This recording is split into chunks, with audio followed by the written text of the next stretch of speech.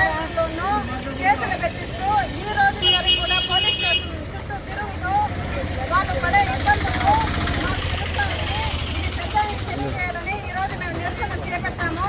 ఇదే ఆదిమూలం గారిని నేను ప్రశ్నిస్తా ఉన్నాను. ఆయన సభ్యత్వం కానీ ఈ రోజు వరకు రాజీనామా కానీ ఏ విధంగా చేసినట్లు లేదు. ఆయన వస్తూ పార్టీలో ఒక 100 మందిని కానీ ఒక 20 మందిని కానీ ఆయన వెంట తీసుకుని వెళ్ళి మా లోకేష్ బాబు గారిని కలిసినట్టు విధానం కూడా లేదు. మా లోకేష్ బాబు గారికి నేను ఒకటే తెలియజేస్తున్నాను, అయ్యా లోకేష్ బాబు గారు, మీరు ఇదే మా సత్యవేడు నియోజకవర్గంలో పాదయాత్ర చేసినప్పుడు ఒక రెడ్ బుక్ మీరు మెయింటైన్ చేశారని చెప్పారు. ఆ రెడ్ బుక్ లో మా సత్యవేడు నియోజకవర్గానికి కలిగినటువంటి బాధలు కానీ అన్యాయాలు కానీ మీరు నోట్ చేశారా అని నేను మిమ్మల్ని ప్రశ్నిస్తా ఉన్నాను. లేదు, నోట్ చేసి అది ఆ పేజీని మీరు చించేశారా అని చెప్పి కూడా నేను ప్రశ్నిస్తా ఉన్నాను.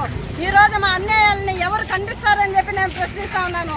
ఇంతేకాకుండా మా లోకేష్ బాబు గారికి ఒకటే తెలియపరుస్తున్నాను, అయ్యా మీరు సర్వేని పంపించారు, ఆ సర్వేని ఎవరో కానీ నేను ఆ సర్వేని కనిపిస్తే కొడదామని అనుకుంటున్నాను. సర్వే లిస్టులో ఏ విధంగా మీరు సర్వే చేశారని మాకు తెలియట్లేదు. ప్రతి విలేజ్లో వెళ్ళి మీరు సర్వే చేస్తే మాకు తెలుస్తుంది. ఇదే ఆదిమూలం గురించి ఈ రోజు సీట్లు ఇచ్చిన దానివల్ల మా గ్రామాల్లో మేము తలెత్తి తిరగలేకపోతున్నాము. ఈ రోజు ఇంట్లో నుంచి బయట రాలేని పరిస్థితి మాకు. ఎవరంటే ఈ రోజు వైసీపీకి వేస్తాం అంటున్నారు. ఈ రోజు చిలకలూరిపేటలో బహిరంగ సభకి వైసీపీ నాయకులు మమ్మల్ని పిలిచేటట్టు ఈ రోజు మాకు ఆ గతి ఏర్పడింది. అది ఎవరి వల్ల అంటే మీరు పంపించిన ఆదిమూలం గారి వల్ల. ఈ రోజు వైసీపీ నాయకుడు వచ్చి మా టీడీపీ లీడర్ని మా నాయకుడు మీ నాయకుడు అయ్యాడు, మా నాయకుడు మా మాట వింటారు.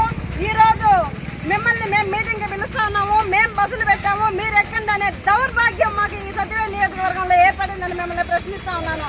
అయ్యా మీకు ఒకటే మేము నమస్కరించి ప్రతి ఒక్కరిని నమస్కరించి మేము ఒకటే అడుగుతాము, మాకు ఆదిమూలం గారు వద్దు.